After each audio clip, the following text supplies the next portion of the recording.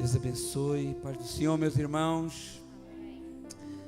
Que maravilhoso momento de louvor. Obrigado, grupo de louvor, por nos ter conduzido. E o prato do dia hoje é 1 Pedro capítulo 1. 1 Pedro capítulo 1, verso 13. Aleluia. Esse é o manjar que o Senhor tem para nós nesta tarde. Aleluia. Capítulo 1 de 1 Pedro, do verso 13 até o verso 25. Nós vamos estar lendo vários textos desse primeiro capítulo da primeira carta de Pedro.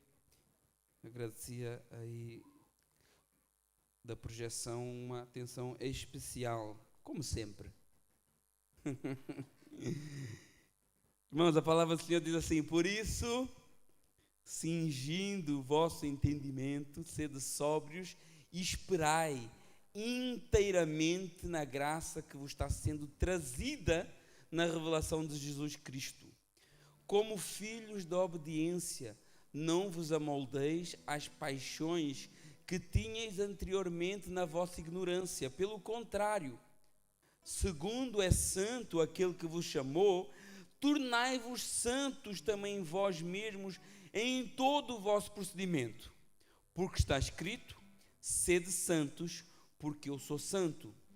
Ora, se invocais como Pai aquele que sem acepção de pessoas julga segundo as obras de cada um, portai-vos com temor diante dele durante o tempo da vossa peregrinação, sabendo que não foi mediante coisas corruptíveis como prata e ouro que foste resgatados do vosso fútil procedimento que vossos pais vos legaram, mas com o precioso sangue, como de cordeiro sem defeito e sem mácula, o sangue de Cristo, conhecido e com efeito antes da fundação do mundo, porém manifestado no fim dos tempos, por amor de vós, que por meio dele tendes fé em Deus, o qual o ressuscitou dentre os mortos e lhe deu glória, de sorte que a vossa fé e esperança estejam em Deus. Amém? Glória a Deus. Senhor, meu Deus e meu Pai, eu te agradeço, ó Pai, por este momento que tivemos aqui. Eu te agradeço, ó Pai, pela palavra que o Senhor nos deu para ministrar nesta tarde. E eu peço que o teu Santo Espírito, porque só Ele pode fazer a obra, porque só o teu Santo Espírito pode convencer, só o teu Santo Espírito pode mudar, só o teu Santo Espírito tem poder para transformar o homem. Eu peço que Ele possa trabalhar nas nossas vidas nesta tarde. Pai, nos limpa pela Tua palavra, nos transforma, nos faz pessoas melhores a cada dia, olhando para o Senhor e nos fortalecendo na graça que há no Senhor Jesus. Eu te peço, te apresento cada alma aqui, em nome do Senhor Jesus. Amém. Irmãos, podem sentar. Glória a Deus. Primeira epístola de Pedro, primeira carta, escrita pelo apóstolo Pedro.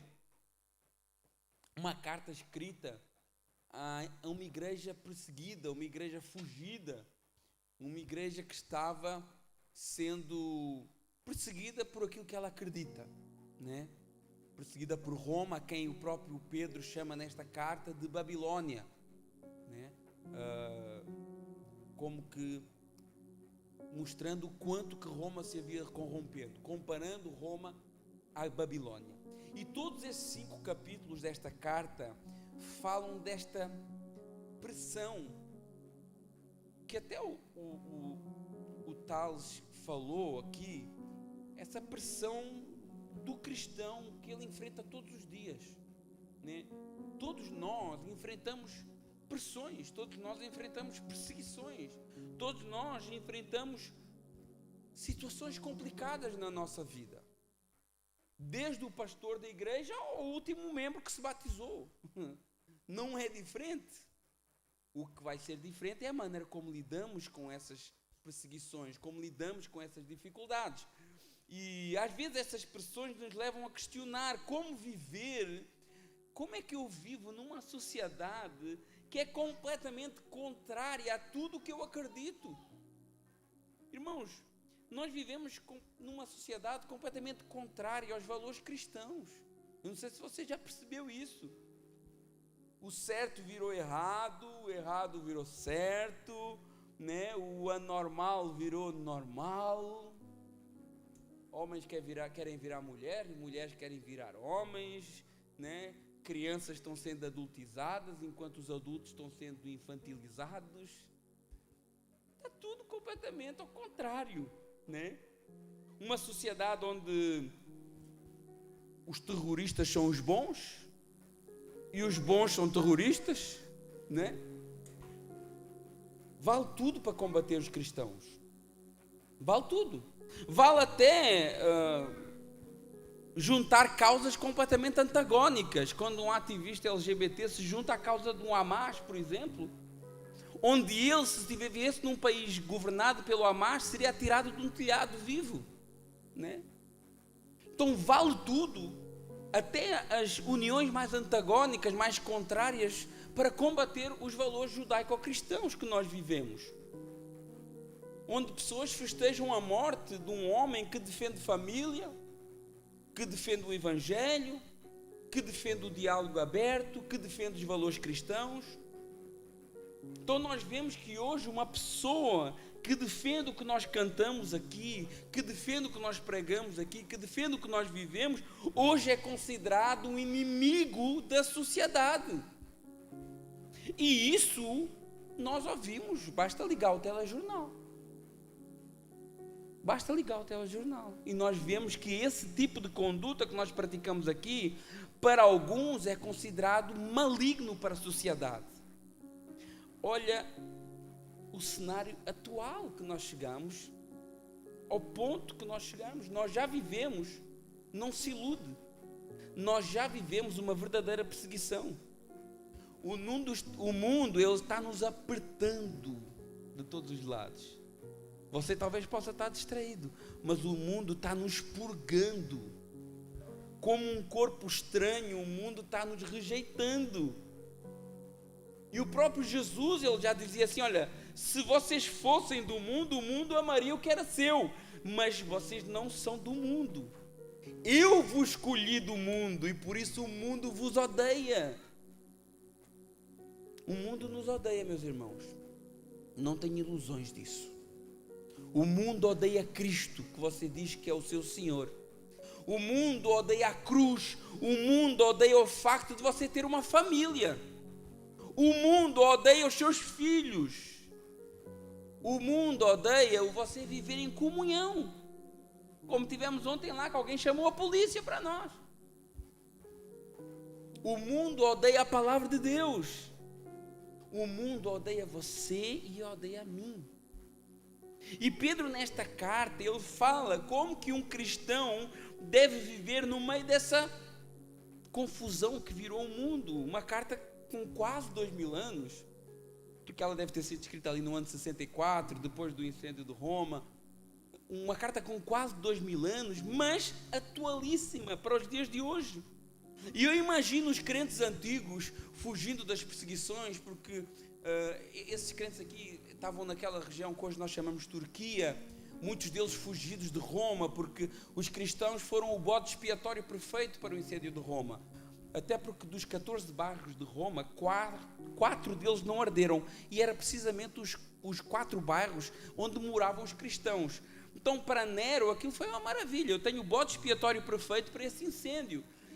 E eles começaram a ser perseguidos, e essa carta é para esses irmãos que estavam sendo perseguidos, e eles talvez pensassem assim, ao receber essa carta, olha, Pedro, né, o líder da igreja, ele talvez vai nos dar aqui uma estratégia para a gente combater essa perseguição. Talvez ele vai nos aconselhar a fazer uma passeata na Avenida Paulista, ou talvez ele vai nos, não estou criticando isso, talvez ele vai nos aconselhar a montar um partido político. Talvez ele vai nos ajudar a organizar uma rebelião contra Roma. E eles podiam pensar algo assim. Mas esse povo que estava sofrendo e desesperado, quando eles abrem a carta e começam a ler, depois da saudação, obviamente, eles começam a ler assim: bendito Deus e Pai do nosso Senhor Jesus Cristo, que segundo a sua muita misericórdia, nos regenerou para uma esperança viva mediante a ressurreição de Jesus Cristo dentre os mortos. Uma herança incorruptível, sem mácula, imarcessível, reservada nos céus para vós outros. Então Pedro, essa igreja em tantas dificuldades que ela estava, esse povo que estava ali sofrendo, coisas que talvez nós nunca vamos sofrer, né? Fisicamente, perseguições, mortes, prisões, no meio disso tudo, Pedro começa a pensar assim, olhem lá para cima, olhem para o alto, olhem para aquilo que Jesus fez, olhem para aquilo que Deus fez. Lembrem-se que a nossa esperança não está aqui nesta terra, a nossa esperança está nos céus, porque nós temos tendência de nos esquecer que é para lá que nós vamos. Nós vivemos neste mundo como se nós fôssemos pertencer a este mundo ou ficar neste mundo. E antes de mais nada, Pedro diz assim, olhem para cima. Muitos têm depositado sua confiança nas coisas deste mundo, em líderes políticos, em campanhas, em coisas. Nós não somos alienados, nós devemos exercer a nossa cidadania, mas a nossa confiança, ela tem que estar nos céus, ela tem que estar no Senhor Jesus. E eu pergunto, para onde é que nós temos olhado? Para onde é que nós temos os nossos olhos fixos? Porque como que nós queremos que o céu deixe sobre nós, que o Espírito Santo deixe sobre nós, com poder, com graça, com a operação de milagres e maravilhas, se nós não olhamos para o céu, nós estamos a olhar para as coisas dessa terra, e a Bíblia diz, vocês pedem e não recebem, porquê? Porque vocês pedem mal, vocês pedem para gastar nos vossos deleites. Enquanto a igreja não começar a olhar para o céu, a glória não desce, o Espírito Santo não vai operar, porque nós estamos agarrados às coisas deste mundo. E Pedro diz assim, vocês estão sofrendo, estão passando perseguições, olhem para o céu, porque aquilo que está reservado para nós lá é incorruptível. Podem roubar a sua casa, podem roubar o seu carro, podem te crucificar, podem te queimar numa fogueira, mas a tua salvação ninguém vai tirar de ti. Aleluia. E talvez nós olhamos para este mundo e ficamos desesperados, mas lembre-se, a nossa esperança não é neste mundo, até porque nós já afirmamos um dia que nós morremos para este mundo. Alguém lembra o dia que afirmou que morria para este mundo? Eu lembro, dia 6 de novembro de 2011, numa praia em Cascais, em Oeiras, Portugal. Naquele dia eu disse assim, eu morro para o mundo e eu vivo para Cristo. É que às vezes nós temos que nos lembrar disso, porque depois a Bíblia diz, porquanto vocês foram ressuscitados juntamente com Cristo, buscai as coisas do alto onde Cristo vive e está sentado à direita de Deus. Pensai nas coisas do alto e não nas da terra, porque vocês morreram e a vossa vida está oculta juntamente com Cristo em Deus. Pedro começa essa carta convidando os seus leitores. Talvez não era isso que eles queriam ouvir logo de caras, né? Como talvez não era isso que você queria ouvir hoje, mas ele começa essa carta convidando os seus leitores a olhar para cima, olhar para o alto. Pedro está dizendo aqui logo de caras, existe uma esperança viva, algo que ninguém tira das nossas vidas. Num mundo de mentira, existe uma verdade, e essa verdade tem nome, e se chama Jesus Cristo. E ele diz no verso 5, 1 Pedro capítulo 1, verso 5, ele diz assim, vocês são guardados pelo poder de Deus, mediante a fé para a salvação preparada para revelar-se no último tempo. Olha que verdade maravilhosa, você está guardado pelo poder de Deus. Existe uma salvação que ninguém tira de nós. A Bíblia diz que nós já estamos sentados nas regiões celestiais em Cristo Jesus. Espiritualmente você já está lá, você está aqui, mas espiritualmente uma parte de si já está lá, sentado nas regiões celestiais com Cristo Jesus. No plano espiritual nós já estamos lá, mas um dia Pedro diz que isso vai ser revelado a todos os homens. Sabe o que é que isso significa? É que podem zombar da tua fé, mas um dia todo o joelho se dobrará diante de Jesus. Podem criticar-te por seguir a Jesus, mas um dia toda a língua confessará que Jesus é Senhor. Nós podemos não ter grandes coisas aqui nessa terra, mas lá na frente nós sentaremos com Jesus no trono. Nós podemos até não ver hoje, mas um dia veremos face a face. E Jesus falou: olha, está difícil, é difícil me seguir, é difícil me imitar, é difícil fazer o que eu mando. Olha, não se turbe o vosso coração. Na casa do meu Pai tem muita morada. Eu vou preparar lugar para vocês. Então Pedro começa essa carta assim: lembrem-se da vossa salvação, lembrem-se do vosso lugar, não se distraiam com os problemas que vão aparecendo pelo caminho, porque diante de Deus, o que Ele tem para nós é muito superior. E no verso 6 de 1 Pedro capítulo 1, ele diz: olha, nisto exaltai, nisto se alegrem. Você é feliz com a sua salvação? Eita! Você é feliz com a sua salvação? É mesmo? Ou você é feliz quando o Senhor te abençoa com alguma coisa?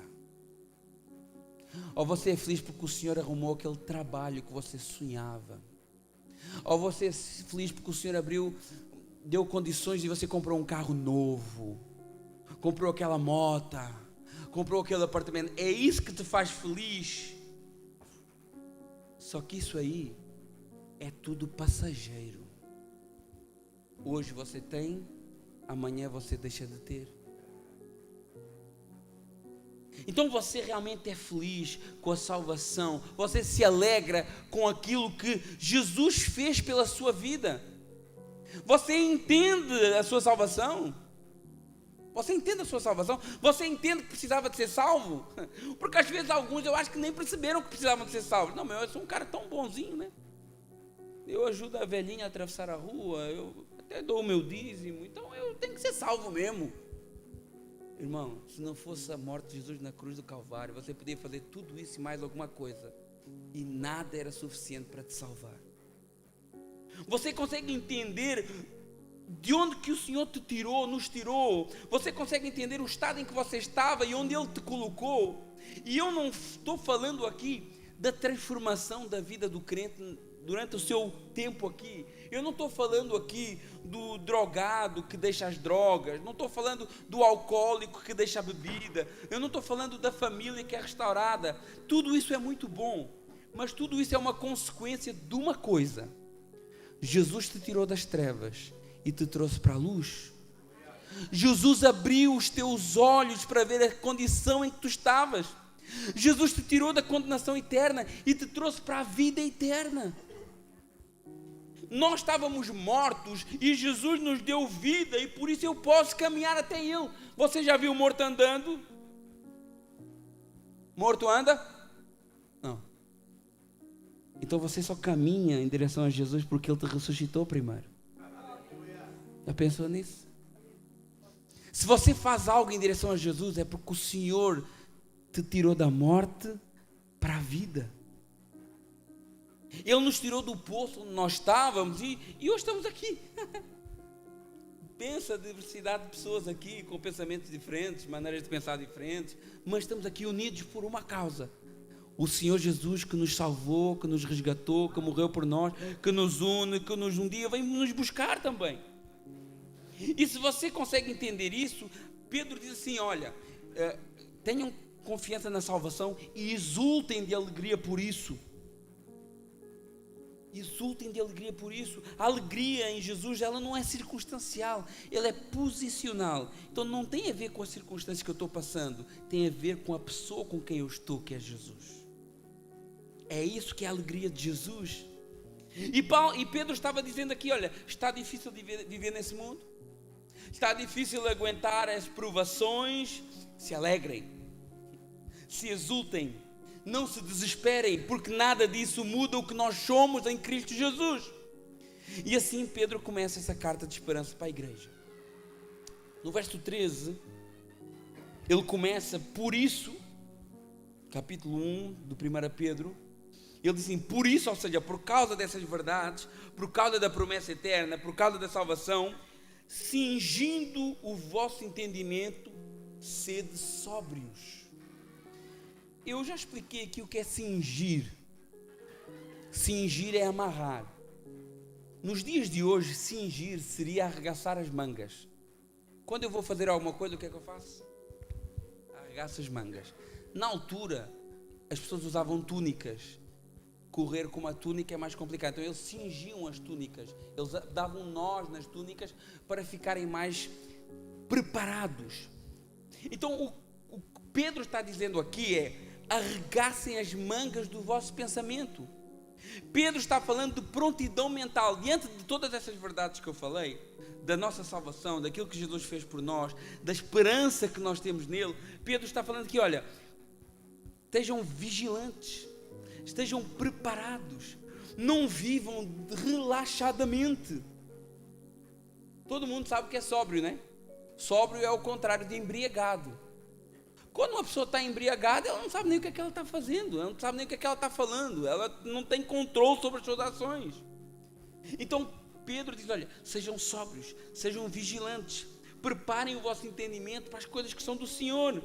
Irmãos, o inimigo, o diabo, ele não brinca de ser diabo. Talvez, às vezes, parece que alguns de nós crentes brincamos de ser crente, mas o diabo não brinca de ser diabo. A Rose falou semana passada dos vacilos que nós damos. E o diabo está lá, rodando como um leão, procurando a quem tragar. E esse inimigo que nós temos, ele está à espera de um vacilo seu, de um vacilo meu. Ele quer acabar com as nossas famílias, ele quer acabar com os nossos filhos. Você que é pai, seja sóbrio, não vacile, não entregue os seus filhos nas mãos de Satanás. Vigie com quem que ele se relaciona, vigie com o que é que ele está vendo na TV, o que é que ele está assistindo no telefone, nas redes sociais. Vigie que tipo de jogos que ele joga, o que é que ele faz no quarto trancado. Eu não sei como é que existe quarto trancado com um adolescente lá dentro. Vigie, seja sóbrio, não facilite. Você é autoridade sobre o seu filho. É melhor ele chorar hoje do que você chorar amanhã. E Pedro está dizendo assim: olha, vigiem, tenham o pensamento preparado, estejam atentos, vigiem no seu casamento, não dê lugar ao diabo, não vacile. Sabe uma parte que hoje em dia a maioria dos casais vacila? É na área sexual. Irmãos, um casamento deficiente na área sexual é um casamento deficiente em todas as áreas. Hoje os casais trocam o relacionamento íntimo pelo telemóvel. Vão os dois para a cama, cada um com o seu telemóvel, cada um vira para o seu lado, até dormir. Vigia, não vacila. Olha o que é que diz 1 Coríntios capítulo 7, verso 5. Coloca aí. 1 Coríntios capítulo 7, verso 5. Paulo está falando aqui de relação íntima. Eu posso dizer isso de uma maneira mais clara. De relação sexual. 1 Coríntios capítulo 7, verso 5. Não vos priveis um do outro, salvo, talvez, curioso esse talvez de Paulo aqui, por mútuo consentimento, por algum tempo para vos dedicardes à oração e novamente vos ajuntardes. Para quê? Para que Satanás não vos tente por causa da incontinência ou domínio próprio, é a mesma palavra aqui. Irmãos, se isso não fosse tão sério, vocês acham que o Espírito Santo tinha deixado isso para nós, registrado? E é das áreas em que nós casais mais vacilamos. E o diabo está cheio de alternativas para isso. Pornografia, aquela colega de trabalho, aquele personal trainer lá do ginásio. E depois as pessoas se queixam. Mas a palavra já avisou: não vacile, meu irmão, não vacile, minha irmã. É para orar? Amém, vamos orar junto. Mas vai orar a noite toda? Não acaba nunca? Irmãos, é muito importante isso. E nós estamos trocando esse relacionamento de intimidade que é de Deus, pelo telemóvel. Ou outras coisas piores. O diabo quer destruir os casamentos e ele começa aí, afastando o casal da sua intimidade, quebrando o diálogo. Tem casais que não falam mais em casa, não conversam, não fazem um ponto de situação do casamento, não falam do que é que está bem, do que é que está mal, do que é que pode melhorar. Irmãos, vamos mudar isso. Vamos conversar com as nossas esposas, vamos nos ajudar uns aos outros. Se os dois trabalham, dividam as tarefas domésticas. Vocês são uma equipa de sucesso, meus irmãos. Quando um casal está unido, não há limites para aquilo que eles podem fazer e alcançar. E antes que você pense que o seu casamento já não tem hipótese, tem sim. Em nome de Jesus, tem sim. Mas os dois têm que tomar uma posição, uma decisão, um pelo outro e os dois por Cristo. E um dia você olha para trás e pensa: ainda bem que eu não desisti. Foi difícil, mas vencemos. Não vacilem.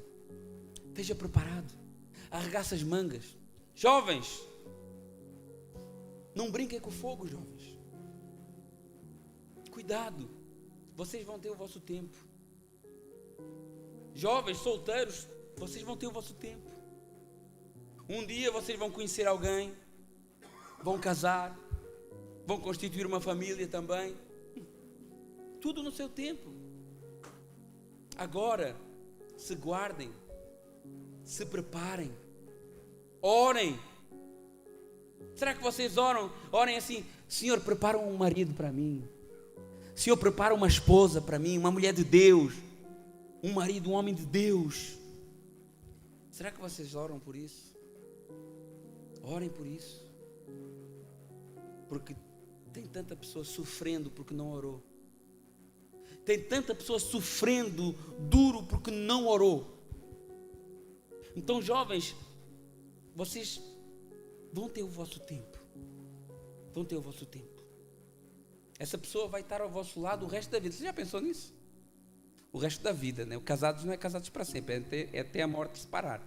No céu ninguém é casado. Não sei se os irmãos sabiam isso. Peço desculpa se desiludi alguém, né? Jesus falou que no céu ninguém se casa nem se dá em casamento. Então o casados para sempre é para sempre aqui na terra. Agora imagine, vocês vão escolher uma pessoa que vai passar o resto da vossa vida com vocês. Tem que ser alguém mais ou menos, hein? Senão vai ser chato isso. E tem que ser alguém de Deus. E tem que ser alguém de Deus. Não pode ser qualquer um. Vocês não são descartáveis. Meninas, vocês não são descartáveis. Vocês são preciosas. Meninos, a mesma coisa. Vocês são preciosos. Vocês não são como um copo. Imagina lá um copo. Tem ali um monte de copos ali dentro do caixote de lixo. Será que algum de vocês ia lá bebia de um copo daqueles? Tipo, ia lá... Tem uns copos bonitinhos ali, limpinhos, né? Cheirosinhos, mas eu não gosto desses copos limpinhos aqui. Eu vou escolher um copo babado, sujo. Está um ali, olha, pisado. É isso que Satanás quer fazer com vocês. Quer vos tornar em algo descartável, em que eu uso e jogo fora.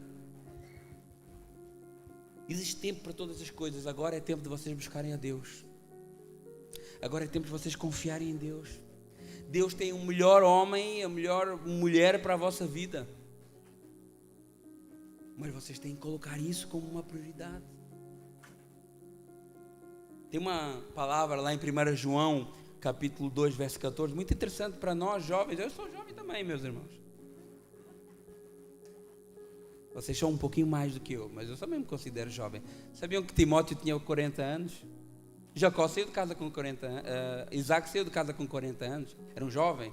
Né? Se a gente só não estamos velhos, só estamos noutra época. Então, olha o que é que diz 1 João capítulo 2, verso 14. No final do versículo. Coloca isso. Jovens, eu escrevi a vocês porque vocês são fortes. E a palavra de Deus permanece em vocês. E vocês já venceram o maligno. Vocês acreditam que já venceram o maligno?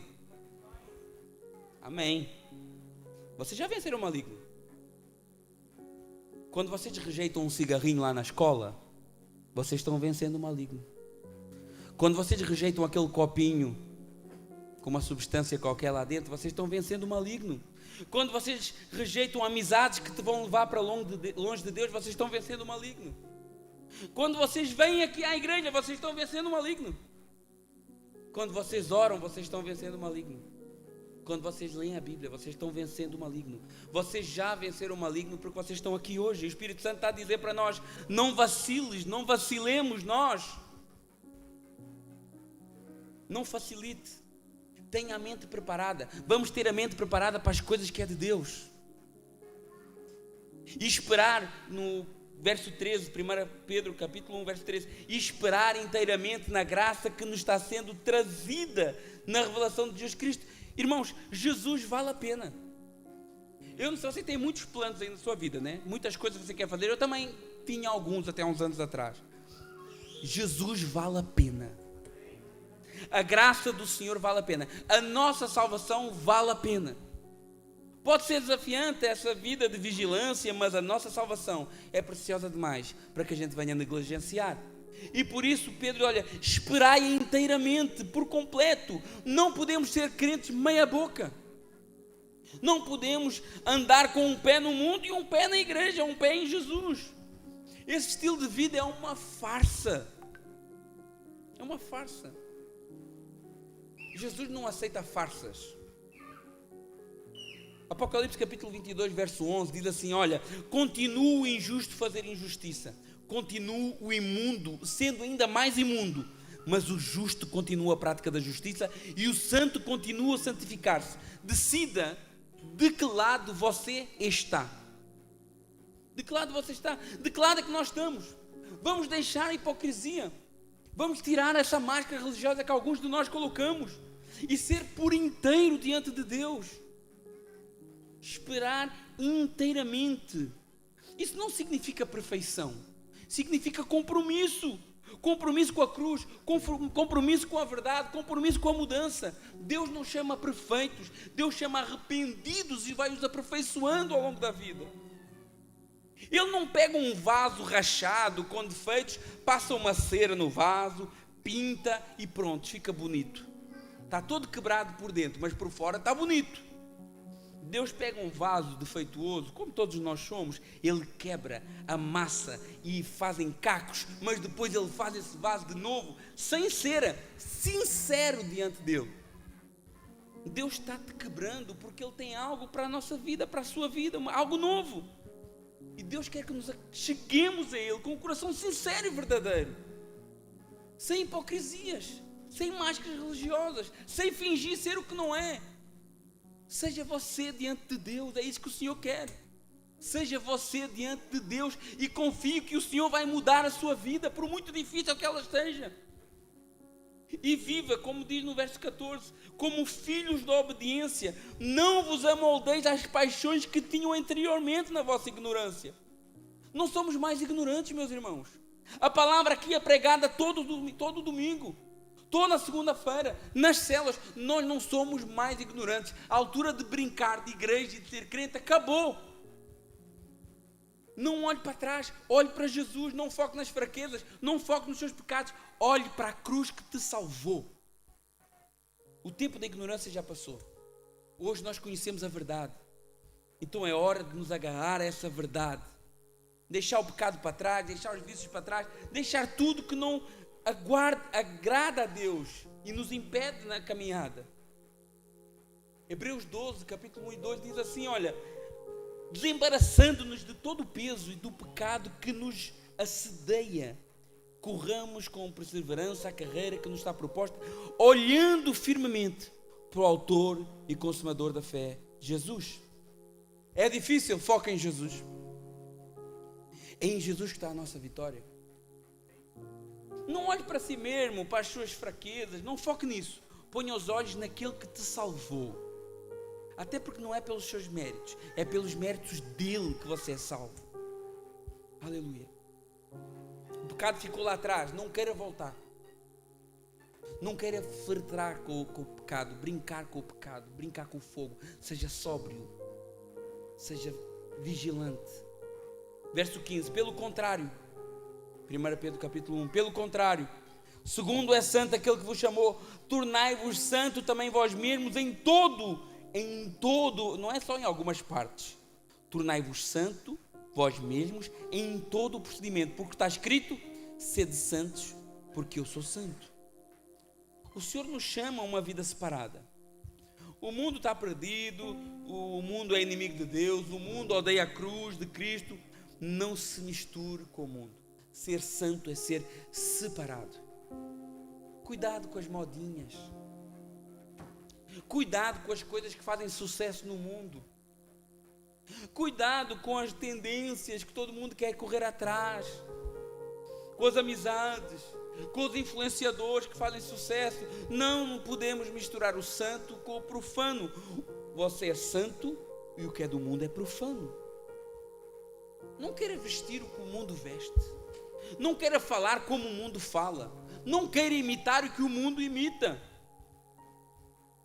Não precisamos de imitar o mundo para ser felizes, meus irmãos. Olha como o tempo que tivemos ontem maravilhoso ali naquela festa. Estávamos ali talvez estava mais pessoas lá ontem do que está aqui hoje. Com 100 e poucas pessoas ali. Pensa, não foi preciso álcool, não foi preciso drogas, não foi preciso cigarro, não foi preciso música alta, indecente. Nós não precisávamos de fingir nada. Tivemos ali uma comunhão pura e verdadeira. Aí quando a polícia chegou, porque tem sempre alguém que se incomoda, né, com as coisas de crente, aí eles mesmo quando chegaram, eles já viram que, eles mesmo falaram, não, dá para perceber que você está tudo de boa aí, tranquilo, famílias. Eles mesmo viram. E a igreja é aquilo ali é a igreja. E ontem nós estivemos ali santos, separados, porque a comunhão da igreja faz isso também. Porque tem muitas pessoas que pecam porque se isolam. Porque quando nós estamos juntos ficamos mais fortes até para vencer fraquezas pessoais. Vou dar um exemplo. Se eu fumo e eu estou num ambiente em que ninguém fuma, as pessoas podem até não se importar que eu fumo lá, mas eu tenho tendência a fumar menos. Se eu bebo e se eu estou num ambiente em que ninguém bebe, mesmo que seja permitido eu beber nesse ambiente, eu vou ter tendência a não beber, porque a comunhão, ela santifica também. Alguém vê pornografia em público? Alguém se masturba em público? Espera bem que não, né? Quer dizer, porque são coisas que a gente faz porque a gente se isola. Mas quando estamos em comunhão, nós estamos nos santificando um ao outro. Nós estamos nos ajudando. Por isso que o salmista diz, olha quão bom e agradável que os irmãos vivam unidos, porque o Senhor derrama a bênção sobre o povo. Nós não precisamos de imitar o mundo, meus irmãos. Nós não precisamos de imitar o mundo para encher a igreja. Nós não precisamos de um palco bonito, com fumo, com pirotecnia, com ritmos musicais que vão agradar a nossa carne, com luzes psicadélicas. Nós precisamos de um louvor que seja cristocêntrico, que louva a Deus, que exalta a pessoa de Cristo, que coloque Jesus no seu lugar de honra. É isso que nós precisamos. Não precisamos de imitar o mundo para encher a igreja. Precisamos de encher a igreja de Jesus. E isso sim atrai. Jesus não está às nossas ordens. Jesus não é o nosso namoradinho. Jesus não é o nosso coleguinha. Ele é o Rei dos Reis, Ele é o Senhor dos Senhores. E é assim que Ele tem que ser adorado e louvado. Ele morreu como um cordeiro, mas Ele ressuscitou como um leão. Nós não precisamos de mover pessoas emocionalmente para que as pessoas se convertam a Cristo. Nós precisamos de palavra de Deus, da palavra que confronta, da palavra que nos transforma para uma vida de santidade. Por isso o Senhor diz, sede santos porque eu sou santo. Verso 17. Ora, se invocais como o Pai, aquele que sem exceção de pessoas julga segundo as obras de cada um, portai-vos com temor durante o tempo da vossa peregrinação. O tempo da nossa peregrinação deve ser encarado com muito temor. E temor não é medo de Deus. Com reverência, com respeito, honrando o Senhor. E nós nos lembrar quem somos neste mundo perdido e da responsabilidade que nós temos. Você não tem que ter medo de Deus, mas tem que saber que Deus é justo. Pedro está dizendo assim, olha, se você invoca, ou seja, se você o chama de pai, deve viver como filho. Você não diz, ai meu pai querido, pai amado, diante da tua presença, estou aqui, ajuda, abençoa meu dia, abençoa meus filhos. Você chama ele de pai, viva como um filho. Porque quem brinca de ser filho, não será tratado como filho. Por isso que Deus quer-nos por inteiro. Sabe porque é que Deus nos quer por inteiro? Pensa assim, você vai ali e compra um carro. Há um valor, um carro qualquer, 20 mil euros, e você paga os 20 mil euros. Só que quando chega lá, ele só te entrega as rodas da frente. Você pagou o carro, só que ele está aqui as rodas da frente. Deus abençoe, bom negócio. Você aceitaria? Alguém aceitaria esse negócio aí? Não, né? Pensa assim, você vai lá comprar o iPhone. Como é que está? Estamos em qual iPhone hoje? 17, né? Não vou dar uma de Vitória Souza, né? Mas vamos dar o exemplo do iPhone. Você vai lá comprar um iPhone e você paga pelo iPhone 17, deve ser 1000 euros. Mas quando você pega o iPhone lá, ele te dá a capa. Você paga o iPhone, só que ele está aqui a capinha. É isso mesmo. Você aceitaria essa capinha, uma vez que você comprou o iPhone? Aceitaria? Então por que achamos que Deus vai aceitar a nossa capa religiosa que nós colocamos, sendo que Ele pagou todo o preço por nosso corpo, alma e espírito? Você acha que Deus vai aceitar? Aleluia. Ele quer que nós nos separemos totalmente para Ele. 1 Tessalonicenses capítulo 5, verso 23 diz que o espírito, alma e corpo de vocês sejam conservados íntegros e irrepreensíveis para a vinda do nosso Senhor Jesus Cristo. O Senhor, Ele nos quer por completo. Por que Ele nos quer por completo? Porque Ele nos resgatou, comprou por completo. E o mais extraordinário é que essa compra que Deus fez por nossa vida não foi nem com dinheiro. Foi algo muito mais precioso do que dinheiro. No verso 18, Pedro fala, olha, não foi com coisas corruptíveis, como prata e ouro. Prata e ouro é uma coisa boa, né? Hoje em dia a gente não dá tanto valor porque a gente está habituado a dinheiro em espécie. Mas prata e ouro é uma coisa boa. Mas a Bíblia diz que é corruptível. Você pode ter 1 milhão de euros, imagina você ter 1 milhão de euros. Eu até não me importava de ter 1 milhão de euros. Mas se eu guardo aquele 1 milhão de euros numa mala e essa mala queima, onde é que vai parar 1 milhão de euros? Em cinzas. E por isso que Paulo diz assim, Pedro disse, olha, não foi com coisas corruptíveis, coisas que desaparecem, coisas que se perdem, como prata e ouro. Para Deus isso não tem qualquer valor. Dinheiro para Deus não tem qualquer valor. Você acha que Deus fica impressionado porque você tira uma nota de 100 e coloca aqui? Uau, meu servo deu 100 euros, agora tem que responder a oração dele, né? Ele foi dizimista. Mas tudo aí você faz é por você, não é por Deus.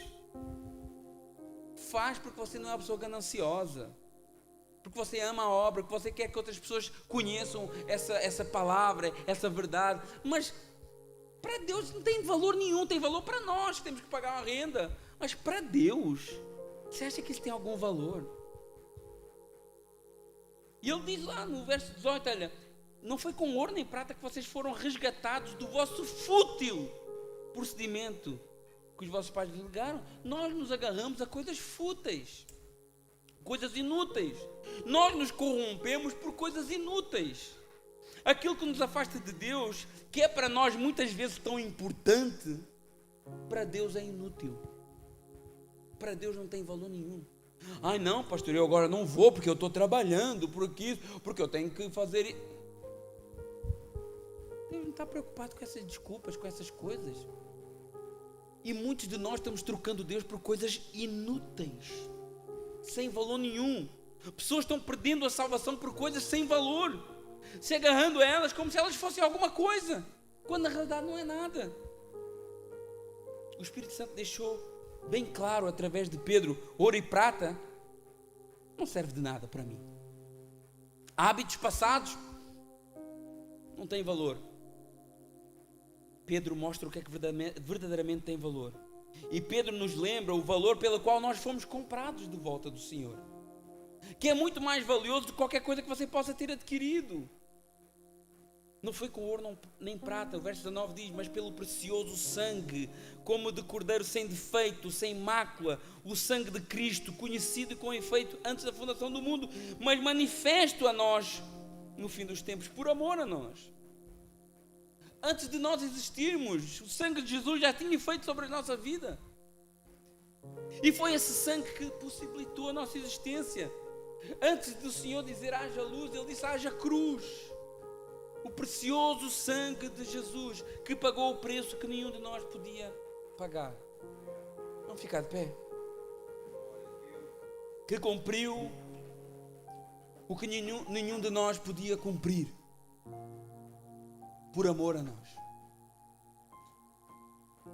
No verso 21 diz assim, olha, que por meio dele tendes fé em Deus, o qual ressuscitou dentre os mortos, lhe deu glória, de sorte que a vossa esperança esteja em Deus. Irmão, está difícil viver nesse mundo? Eu acho que só não está difícil viver nesse mundo quem ama esse mundo. Mas todos os dias eu peço, Senhor, volta logo. Vem buscar a tua igreja. Porque às vezes parece que tem pessoas que estão amarradas por um fio. E que Jesus não volta logo e elas não aguentam mais. E eu peço, Jesus, volta, vem-nos buscar. Está difícil presenciar tanta miséria. O ensinamento de Pedro para nós nesta tarde é: tenha fé, tenha esperança em Deus. O Senhor um dia porá fim a todas essas injustiças que nós temos vivido. Se Jesus está preparando um lugar para nós, não desista, não desanima, não desfaleça, siga firme com Jesus. No verso 22 diz também, tendo purificado a vossa alma pela vossa obediência à verdade, tendo em vista o amor fraternal não fingido, amai-vos do coração uns aos outros ardentemente. Você já viu como isso é pesado para nós? Que a gente deve se amar uns aos outros ardentemente, obedecendo a palavra, praticando o amor ao próximo. Irmãos, quando eu estava lendo isso, realmente me chamou a atenção esse termo que Pedro usa, ardentemente. Porque eu não consigo imaginar a minha vida sem a igreja. Eu não consigo imaginar a minha vida sem a comunhão dos irmãos. Eu não consigo imaginar.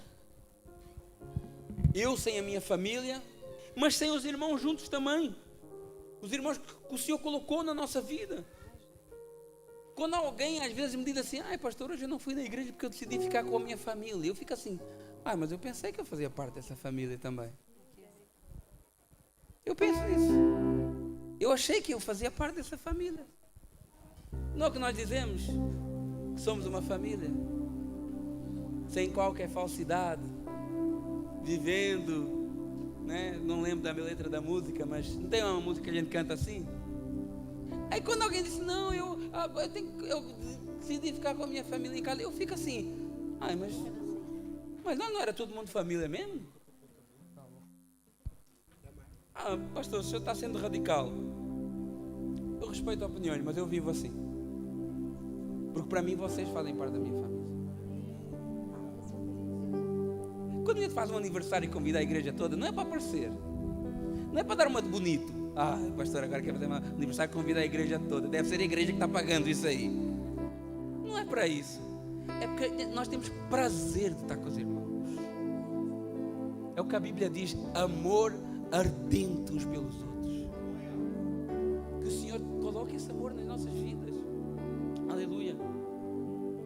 Verso 23 para terminar, 23, 24 e 25.